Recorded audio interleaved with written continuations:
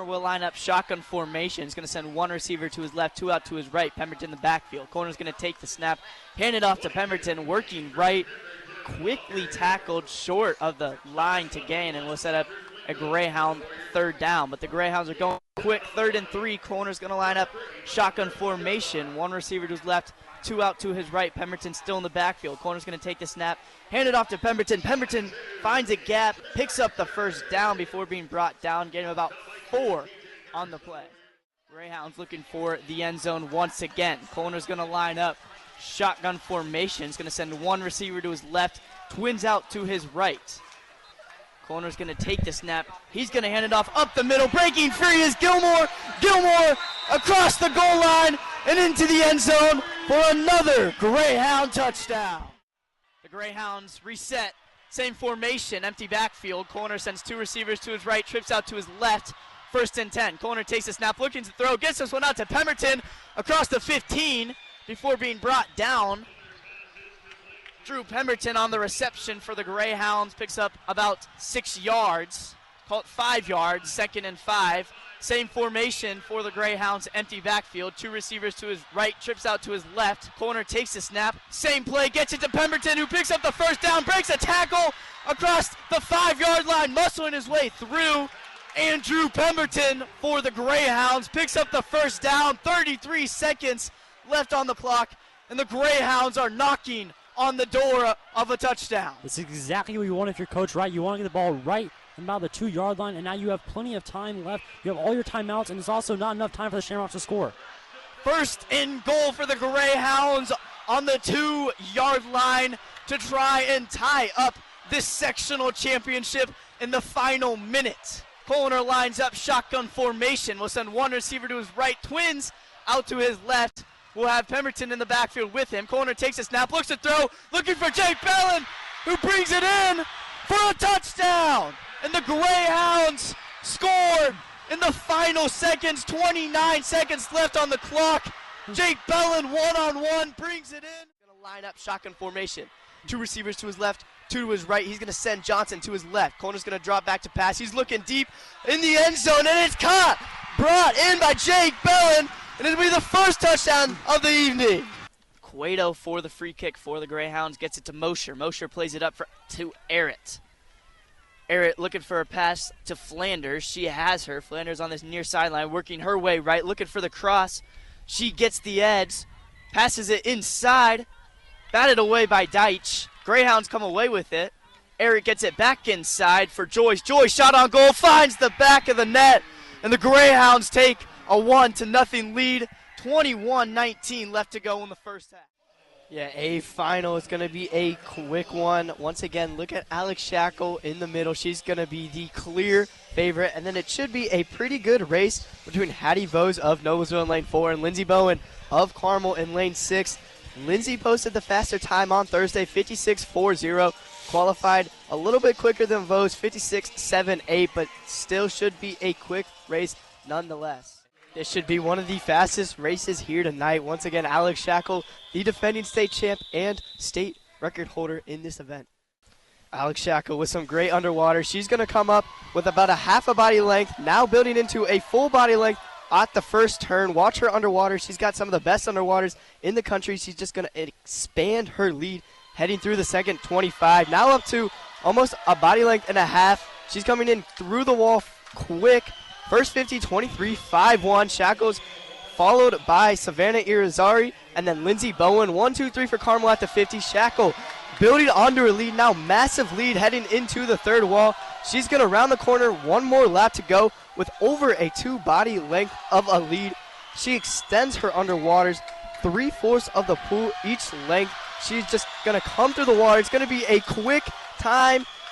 She's going to touch the wall in 50.68. Sectional record here, 50.68 for Shackle. Sectional record swim by Alex Shackle. A very fast time.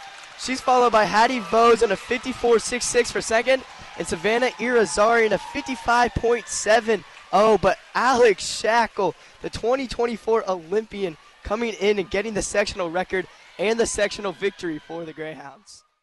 Bremer on the throw-in on the far sideline. He sends it across midcourt to Daniels, who will dribble this one up for the Greyhounds. Daniel, left wing, calling for the screen from Harrell. He dribbles right back outside to Bremer, left wing. Bremer sends it right to Nover. He's looking for a pass inside. He sends it right to Daniels. He'll dribble left around the Harrell screen. He'll send it back outside to Dickerson. Dickerson left wing to Daniels, top of the key to Bremer. He'll drive inside. He'll get this to Dickerson on the cut. Dickerson up and over, and the foul. Over two defenders. Aiden Dickerson with the finish. Half of action where the Carmel Greyhounds are taking on the Noblesville Millers. Millers have possession. Knocked out of bounds by Harrell and the Greyhounds, so it will stay with the Millers. The Greyhounds had the lead at the end of the first half, 32-20. Flanagan gets this one into Fine across midcourt. Fine will dribble this one up for the Millers. Fine to Curry, right wing, top of the key to Walker, who gets to Flanagan, back to Walker, right wing. Walker will dribble left. He's double teamed, driving inside, spin move, fade away, gets it to fall. Walker for the Millers cuts the lead down to 10. Dickerson gets this in to Daniels, who takes it up the court for the Greyhounds. Daniels dribbles his way right. He'll send this one to Nover, top of the key, over to Harrell. Harrell sends this one right to Nover. Nover dribbles left. He's fouled by Fine of the Millers, so we'll stay with the Greyhounds. 7:07 left to play in the third. 2.3 seconds left in the sectional championship to decide whose season ends and who continues on the run. The undefeated Tigers with possession trail 49-50 to the Carmel Greyhounds.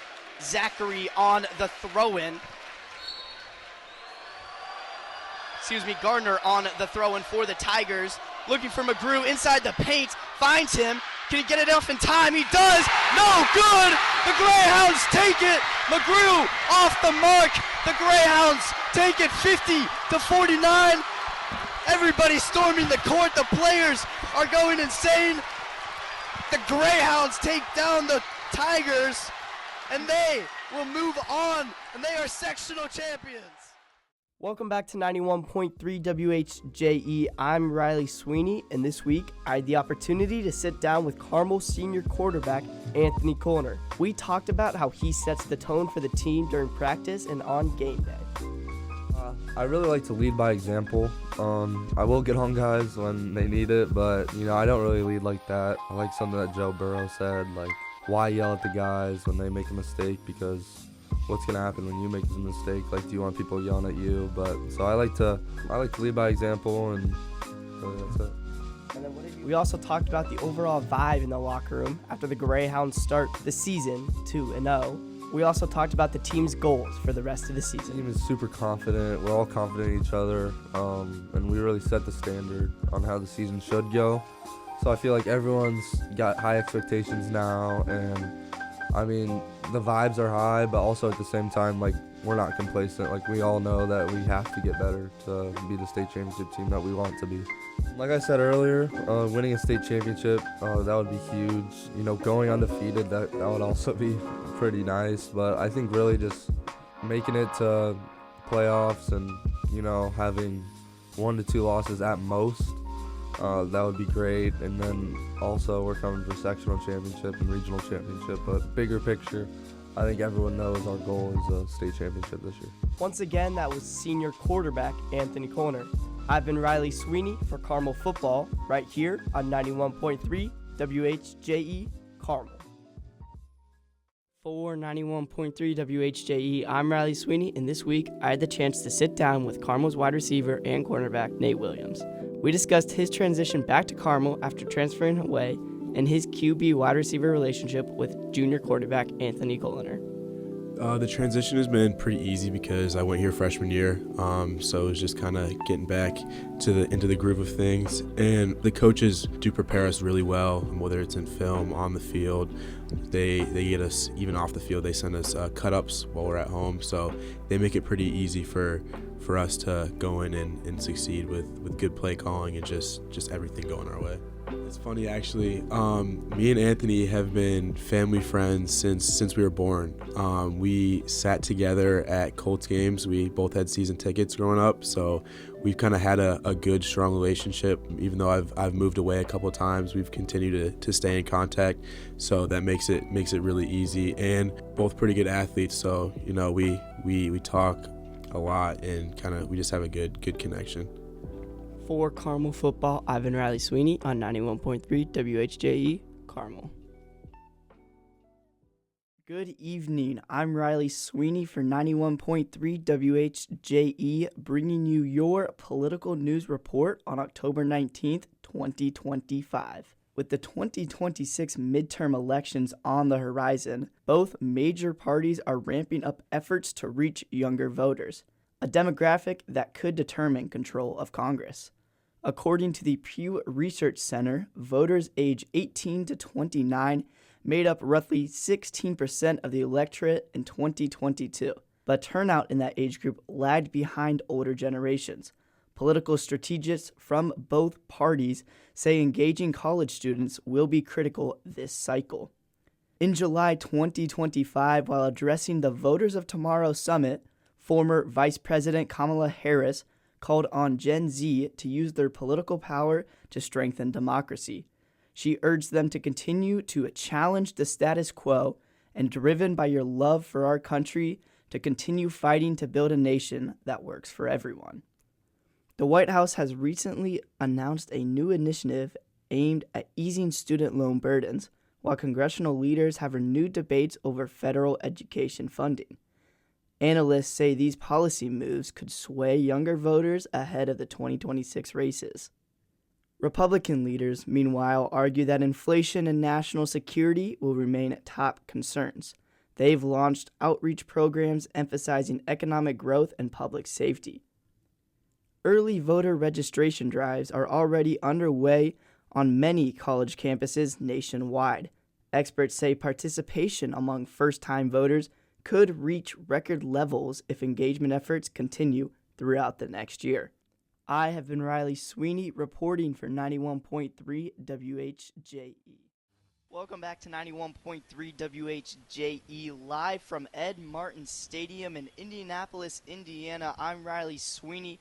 Alongside me is Cooper Sanders and Ben Cantarzi to bring you your varsity football pregame show, where the 7-1 Carmel Greyhounds are taking on the 4-4 Lawrence Central Bears. What he really does for that Greyhound defense is he opens it up. He'll be on one side of the line, and on the other side of the line, you have three-star edge Dane Bathurst. So that makes two problems there on both sides of the line, and it's very hard for offensive linemen to really just control them. And that's why the Greyhounds have done such a good job finding quarterbacks in the backfields for sacks. Next key for Lawrence Central is to win the line of scrimmage defensively. If they can slow down this Greyhound rush game as well as put pressure on Anthony Corner, they can drastically slow down the Greyhound offense. That will do it for our pregame show. Don't go anywhere, as Will Ingledow and Gavin Snyder will be on the call. But I've been Reilly Sweeney, alongside me Cooper Sanders and Ben Cantarzi, right here on 91.3 WH.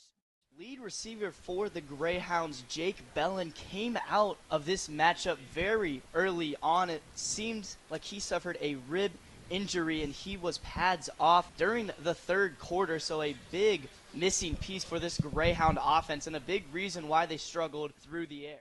Powered by students, driven by passion. This is 91.3 WHJE.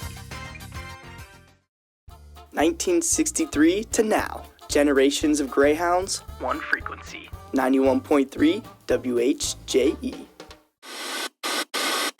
Stop searching. You found it. 91.3 WHJE. The voice of the Greyhounds.